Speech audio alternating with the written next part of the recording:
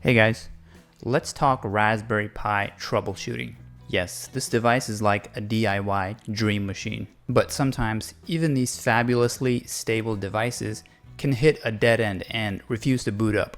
But don't worry, I've got your back. Okay, so let's say your Raspberry Pi device won't turn on. First things first, check that power supply. If it's not working, swapping it out with a different one just might do the trick. But hold up.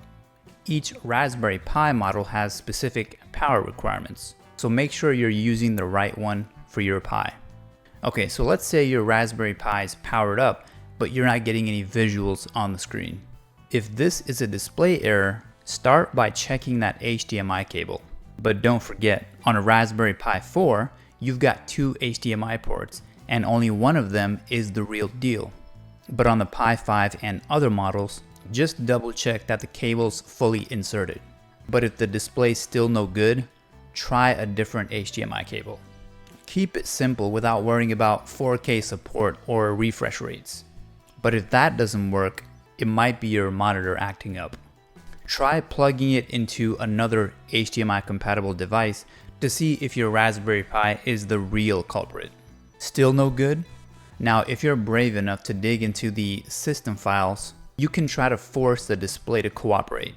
First, go ahead and insert the Raspberry Pi's SD card into another computer and open the config.txt file that's in the boot drive. You want to look for the HDMI force hot plug or the HDMI drive options. Go ahead and remove the pound symbols that are in front of both of these options. Now save the file and remove the SD card from the computer. And then of course plug the card back into the Raspberry Pi and see if that fixed your display failure. Next up, software updates. Make sure that you're running the latest Raspberry Pi OS. It's kind of like giving your Raspberry Pi a fresh coat of paint. Just grab the Raspberry Pi imager, follow the prompts, and then get up to date. But hold on.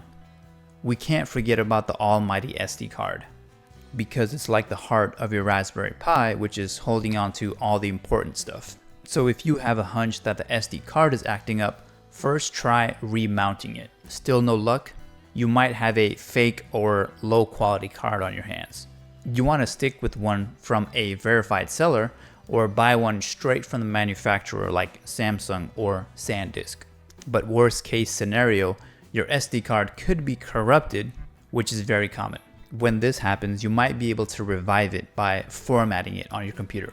But if all else fails at this point, it's time to say goodbye and get yourself a shiny new micro SD card. Okay, so I know that's a lot to take in, but don't worry. Troubleshooting your Raspberry Pi is all part of the fun. Just take it step by step, and you'll have that micro powerhouse back up and running again in no time at all.